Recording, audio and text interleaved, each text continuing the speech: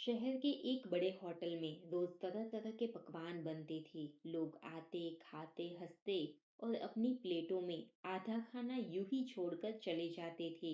Waiter चुपचाप उन प्लेटों को उठाकर डस्टबिन में खाली कर देते थे।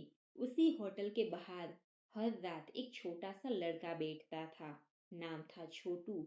वह डस्टबिन के पास खड़ा होकर बस देखता रहता कि शायद एक उम्मीद में कि कोई रोटी बची हुई मिल जाए। एक दिन होटल के अंदर एक अमीर परिवार पार्टी कर रहा था। बच्चों ने पिज्जा, पास्ता और मिठाइयाँ मंगवाई, लेकिन आधा खाना खाया और आधा खाना यूं ही छोड़ दिया। प्लेट का खाना डस्टबिन में चला गया। उसी रात होटल का नया मैनेजर बाहर निकला। उसने आरव को डस्टबिन में खाना ढूंढते हुए देखा। वह कुछ पल के लिए हैरान रह गया।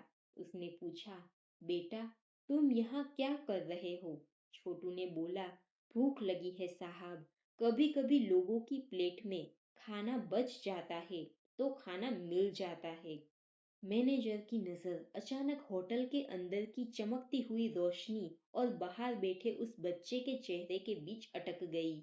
उसे एहसास हुआ कि जिस खाने को लोग बिना सोचे फेंक देते हैं, वही किसी के लिए एक दिन की उम्मीद हो सकता है। अगले दिन से उसने होटल में एक नया नियम बना दिया। बचा हुआ साफ खाना पैक किया जाएगा और जरूरतमंदों तक पहुंचाया जाएगा। धीरे धीरे होटल के लोग भी बदलने लगे। लोग प्लेट में उतना ही खाना लेने लगे जितना खा सके। एक दिन छोटू ने मैनेजर से कहा, अब मुझे डस्टबिन से खाना खाना नहीं पड़ता। खाना खुद मेरे पास आ जाता है। छोटू की आंखें भर आई। उसने कहा, धन्यवाद साहब। इस कहानी से हमें सीख मिलती है। खाना कभी बर्बाद नहीं करना चाहिए, क्योंकि किसी के लिए वही खाना जीवन की सबसे बड़ी जरूरत हो सकता है। खाने की असली कीमत पैसों से नहीं, भूख से समझ आती है। जिस चीज की हमें कदर नहीं होती, वही किसी और के लिए अनमोल होती है। इसलिए भोजन का सम्मान करें।